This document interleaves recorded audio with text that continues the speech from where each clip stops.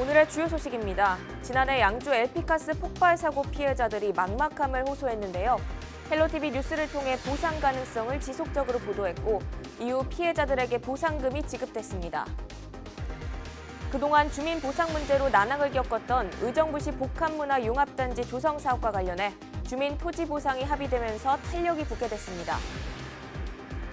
수질 오염이 심한 하천에서는 낚시를 금지하고 있는데 불법 낚시객들은 끊이지 않고 있습니다.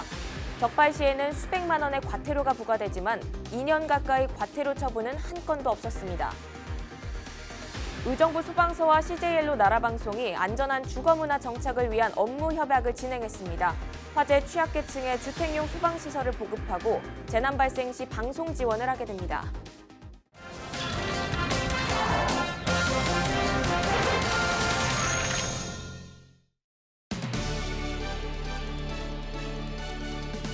시청자 여러분 안녕하십니까? 헬로티비 뉴스 나라입니다. 갑작스러운 사고로 집을 잃었는데 가해자가 사망해 보상금을 받지 못한다면 어떨까요? 지난해 양주 LP가스 폭발 사고 피해자들은 이런 막막함을 호소했는데요. 저희 나라방송에서 보상 가능성을 지속해서 보도했고 이후 피해자들에게 보상금이 지급됐습니다. 김초롱 기자가 보도합니다.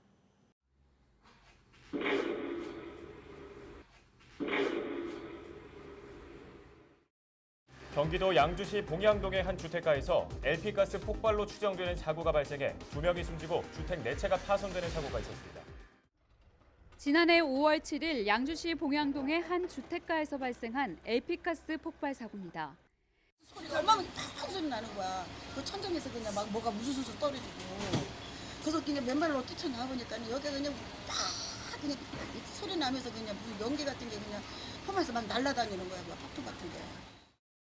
당시 사고로 한순간에 삶의 터전을 잃은 피해 주민들은 참담한 심정을 표했습니다. 내가 여기 사람 앞에서 내가 울지 않으려고 그랬는데도 극단적인 선택을 위해 사고를 낸 가해자는 사망했고 남겨진 재산도 없는 상황. 피해자들은 보상받을 길이 없었습니다. 70년 동안 쌓아온 나의 삶이 다 몽투에 무너져갖고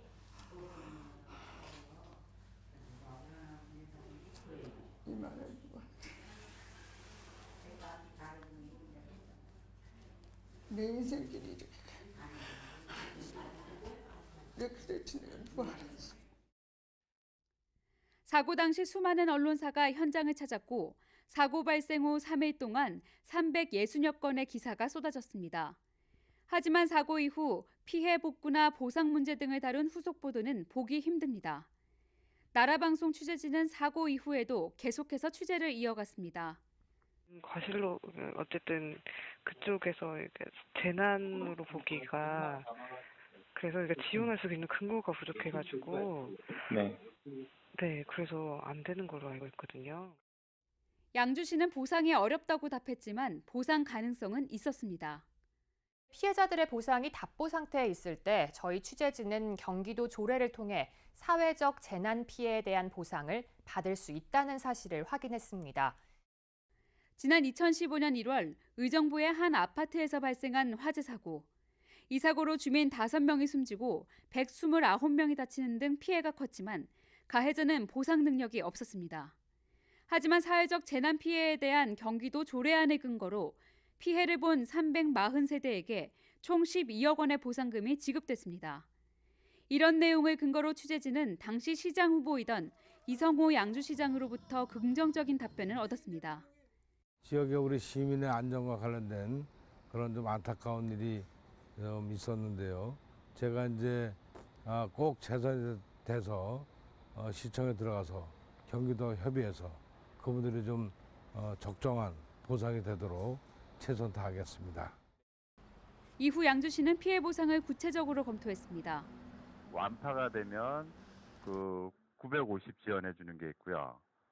그다음에 단파가 되면 450.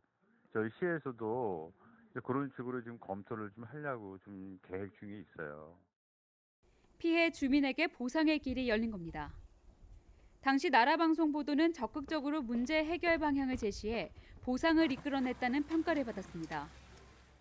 제가 볼 때는 우리 CJ 헬로비전 나라방송이 정말 지방자치단체로서 양주시가 무슨 일을 해야 될지를 정확하게 짚어준 것이 아닌가. 그래서 이제 그런 것에 대한 보상에 대한 노력이 이제 좀 근본적으로 바뀌는 그런 계기를 만들어준 것으로 생각하고요. 이번 아마 제가 볼 때는 이번 건이 우리 지역사회에서 지역 언론이 정말 어떤 일을 해야 될지를 제대로 보여주는 아주 대표적인 사례다라고 할 수 있을 것 같습니다. 취재진은 사고가 발생한 지 1년이 되는 날 다시 현장을 찾았습니다. 피해 복구가 얼마나 됐는지, 보상금이 제대로 지급됐는지 살펴봤습니다. 사고 발생 후 1년이 지났습니다. 이렇게 현장은 어느 정도 정리가 됐는데요. 보상금 지급 기준이 애매하다는 지적이 일고 있습니다. 주택 완파 피해자에게는 보상금 900만 원이 지급됐지만 주택 반파 피해자에게는 아무런 보상도 없었습니다. 관련 조례에는 생계 안정을 위한 긴급한 조치와 생활 기반 상실 등으로 특별 조치가 필요할 경우를 보상금 지급 대상으로 명시했습니다. 양주시는 주택이 완전히 무너진 피해자만 해당자로 본 겁니다. 조례의 그 주된 목적이 이제 긴급하게 이제 이분이 살 수 없을 생활의 곤란을 겪을 때 이제 바로 이제 이거 갖다 지급하는 기준이거든요. 일단은 생계가 이제 곤란하고 생활이 곤란할 때 저희가 이제 그 반파라든가 그런 부분들은 충분하게 이제 그 수리를 해서 이제 들어갈 수가 있잖아요. 이제 그 전파가 돼서 이 집이 거의 날아가서 생활 그 수리가 이제 불가능할 때. 하지만 주택 반이 날아간 피해자 역시 한 달 이상 마을회관 등을 전전하며 지냈습니다. 안 준다 그러더라고. 우리는 변호사를 자기네가 좋은 사람 소개시켜 줄 테니까 우리 보러 구상권 청구를 하라고 막 이러더라고요. 보상금 지급 형평성 논란에 대한 취재진의 보도 이후 시는 주택 반파 피해자에게 보상금 450만 원을 지급했습니다. 방법은 있었습니다. 이제 그 피의자, 그러니까 그 자살하신 분에 대해서 이제 그 생활안전보험을 해갖고 이제 1,500만 원이 나갔잖아요. 그 가족들한테, 가족이라고 하면은 뭐 형제들한테. 그래서 뭐 1,500만 원이 나갔는데 그 범위 내에서 이제 저희가 구상권을 청구를 할 수가 있기 때문에. 규모가 큰 사건, 사고가 발생했을 경우 보통 수많은 언론사가 현장을 찾습니다. 기사로 다루는 지역이 넓은 경우 아무래도 한 가지 사안에 지속적인 관심을 갖기 어렵습니다. 저희는 지역방송이기 때문에 지역에서 발생하는 일들을 더 깊이 있게 취재할 수 있다는 강점이 있습니다. 단순히 사건, 사고가 발생했다가 아니라 왜 그런 일이 발생했고 그게 지역 주민들에게 어떤 영향을 주었고 그 문제를 해결할 방법은 없는 것인지 등을 다각도로 취재할 수 있는 겁니다. 그러다 보면 자연스럽게 문제 해결까지 도움을 줄 수 있는 솔루션 저널리즘에 가까이 다가갈 수 있는 겁니다. 보상금을 받은 피해 주민은 취재진에게 전화해 고맙다는 말을 전했습니다. 계속 관심 가져주시고 방송해 주시고 뭐 그래서 받았다고 진작 전화를 드렸었는데 어쨌든 감사드려요. 헬로티비 뉴스 김초롱입니다.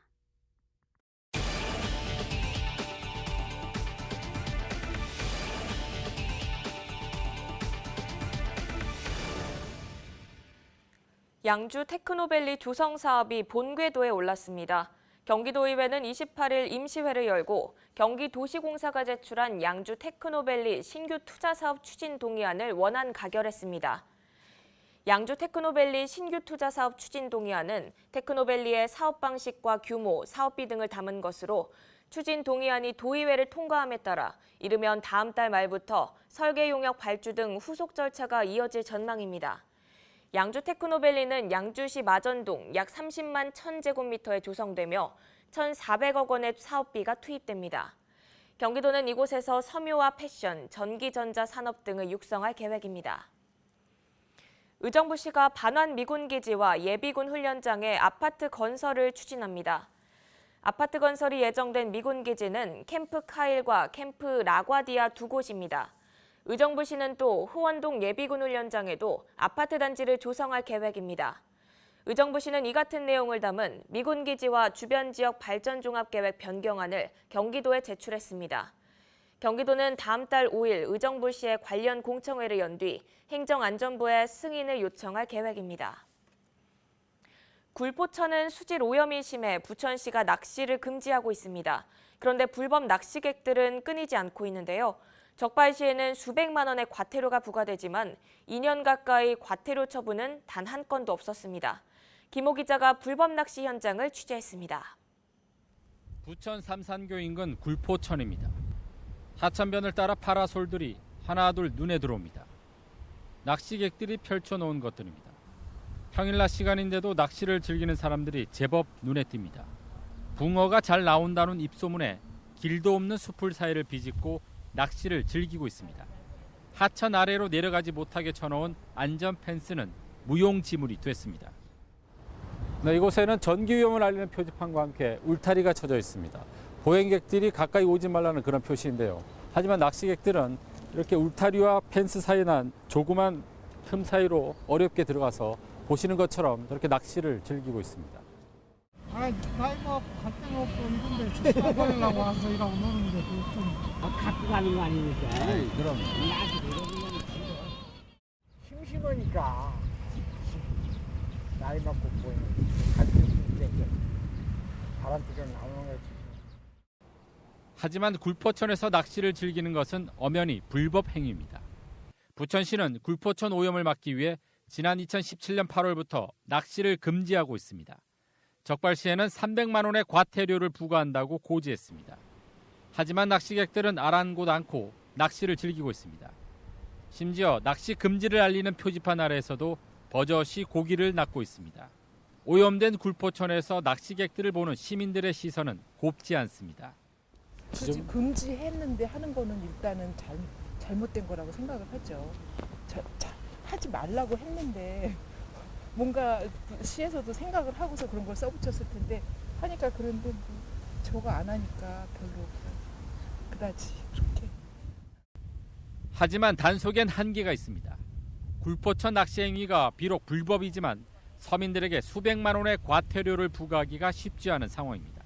불법으로 낚시하시는 분들한테 이제 그만하시라고 하시면은 웬만하면은 다 이제 돌아가시는 편이라서 근데 그래도 계속 안 가시고 이러면은 과태료가 나갈 것 같습니다.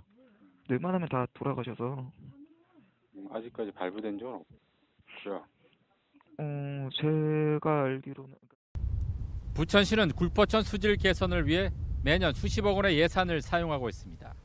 성숙된 시민 의식만이 굴포천 수질 개선을 앞당길 수 있습니다. 헬로티비 뉴스 김호입니다. 의정부시 복합문화융합단지 조성 사업과 관련해 주민 토지 보상이 합의되면서 탄력이 붙게 됐습니다. 최근 안병용 시장이 복합문화융합단지 마을회 대책위 투쟁위원회 등 주민대표 4명과 간담회를 갖고 이주 대책과 보상 등 방안에 최종 합의했습니다. 간담회에서 의정부시는 사업 용지에 사는 주민들의 이주 대책으로 단독 택지를 희망자에게 우선 공급하기로 했습니다. 또 땅 주인들에게는 감정가대로 보상하는 대신 사업 용지를 살 수 있는 권리를 주기로 했습니다. 그 밖에도 주차 문제 해결과 소규모 영농가구에 대한 임시 주거 대책도 마련하기로 했습니다. 의정부 소방서와 CJ엘로 나라방송이 안전한 주거문화 정착을 위한 업무 협약을 진행했습니다. 두 기관은 협약에 따라 화재 취약계층에 주택용 소방시설을 보급하고 안전한 의정부시를 만들기로 약속했습니다. 이번 협약으로 의정부 소방서는 소화기와 단독경보형 감지기를 무상 보급하고 재난정보를 CJ엘로 나라방송에 제공합니다. CJ엘로 나라방송은 소방서에서 보급한 주택용 소방시설의 설치를 지원하고 소방활동과 재난상황 등을 지역 채널에 방송하는 역할을 하게 됩니다. 저희들이 소방 인력이 부족하다 보니까 저희들 자체적으로 하는데 그런 사업을 진행하는 데 상당히 문제가 있었고요. 그러다 보니까 그 전에 의용소방대라든가 다른 인력을 동원해 추진했었는데 이번에 그 나라방송에서 적극 동참해 주셔서 저희들이 아무래도 민간 같이 해서 이 사업을 원활하게 추진할 수 있게 된 것 같습니다. 특히나 취약계층을 대상으로 하는 사업이기 때문에 더욱더 중요하다고 생각을 하고 있습니다. 그리고 대응 단계에서는 더 큰 재난이 발생하지 않도록 또 추가적인 피해가 확산되지 않도록 저희가 방송 시스템을 통해서 지역민들한테 빨리 알리는 역할을 충실히 진행할 수 있도록 하겠습니다. 아무래도 이번 협약을 통해서 의정부시가 조금 더 안전한 시가 될 수 있도록 저희 나라 방송이 최선을 다하도록 하겠습니다.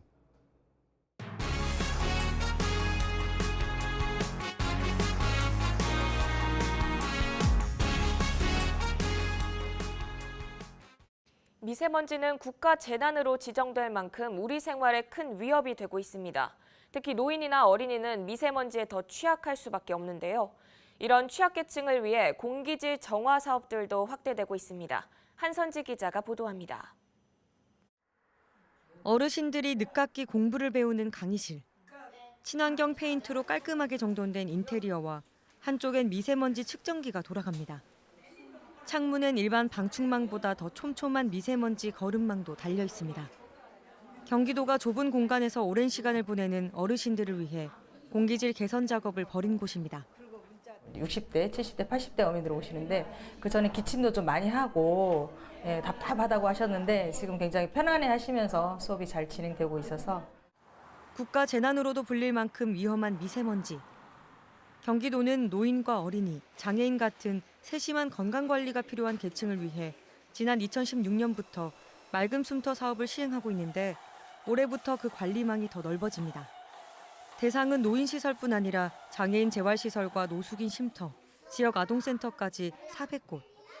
환기시설과 친환경 소재 벽지를 바꿔주는 등 더 깨끗한 실내 공기질에서 생활할 수 있도록 도울 방침입니다. 실내 공기질이 많이 개선되고 그로 인해서 건강 증진에도 많이 도움이 될 거라고 저희는 생각하고 있습니다. 그동안 맑은 숨터 사업으로 총 556곳의 취약계층 이용시설이 미세먼지 안전지대로 탈바꿈했습니다. 도는 기본적인 시설 개선에서 한 발 더 나가 방역이나 공기정화 식물을 활용해 시설마다 맞춤형 지원이 이뤄질 수 있도록 현장 조사 등을 이어나갈 예정입니다. 경기주TV 한선지입니다. 경기도가 전국 최초로 주민등록 사실 조사와 함께 가정 내 아동들의 안전 확인에 나섭니다. 이번 조사 기간 동안 통리장이 미취학 아동 중 양육수당을 받지만 보육시설을 이용하지 않는 가정을 방문해 아동이 살고 있는지 확인하고 경기도 복지사업 안내서를 전달할 계획입니다. 도는 이 과정에서 보호나 지원이 필요한 아동이 발견된 경우 읍면동 복지 담당자가 가정을 다시 방문해 복지 상담과 필요한 복지 서비스를 연계할 계획입니다. 경기도가 전국광역 지방자치단체 최초로 저소득 독거노인 가구에 에어컨을 무료로 설치해줍니다.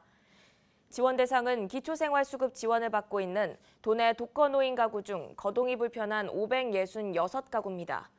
도는 이들 가구에 75만 원 상당의 벽걸이형 에어컨을 무료로 설치할 계획입니다. 도는 또 어르신들이 전기료 걱정 없이 에어컨을 쓸 수 있도록 하절기 석 달간 최대 12만 원의 전기요금도 함께 지원할 계획입니다.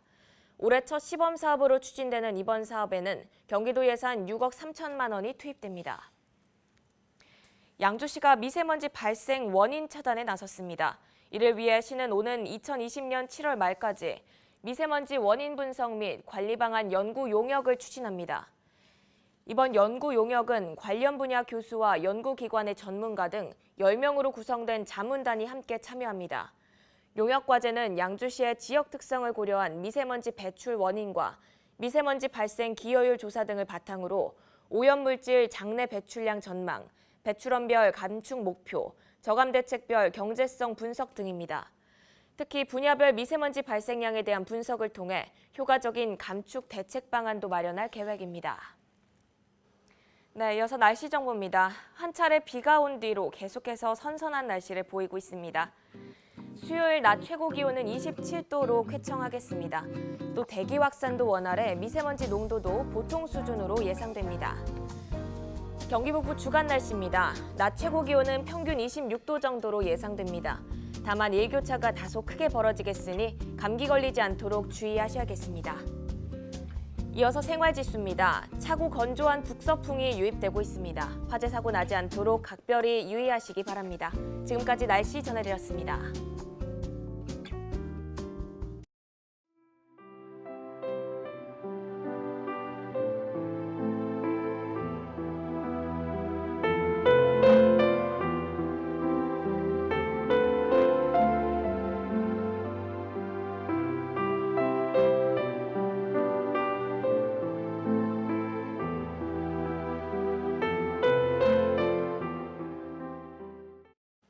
이상으로 뉴스를 마칩니다. 저희는 언제나 지역 주민 여러분 곁에 있겠습니다. 함께해 주신 여러분 고맙습니다.